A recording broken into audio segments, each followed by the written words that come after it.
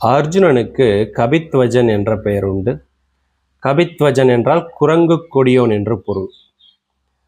தன் பக்தனான அர்ஜுனனை காப்பேன் என்று ஆஞ்சநேயர் வாக்களித்திருந்ததால் அவர் அர்ஜுனனின் கொடியாக மாறி அர்ஜுனனின் ரதத்திலே இருந்தார்.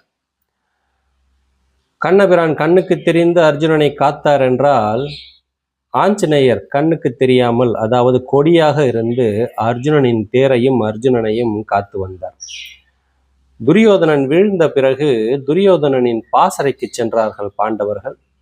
அங்கே கண்ணபிரான் அர்ஜுனனை பார்த்து, நீ உன் தேரிலிருந்து உன் அம்புரா தோணியையும் காண்டீபத்தையும் எடுத்துக்கொண்டு கீழே இறங்கு என்று கூறினார். அர்ஜுனன் கீழே இறங்கிய பிறகு கண்ணபிரானும் தேரை விட்டு இறங்கி விட்டார்.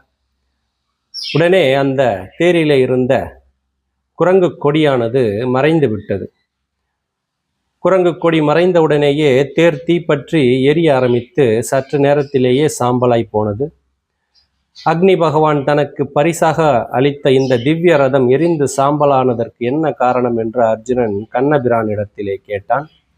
அதற்கு கண்ணபிரான், துரோணரும் கர்ணனும் உன்னுடைய ரதத்தை எரிக்க பல திவ்ய அஸ்திரங்களை எய்தார்கள்.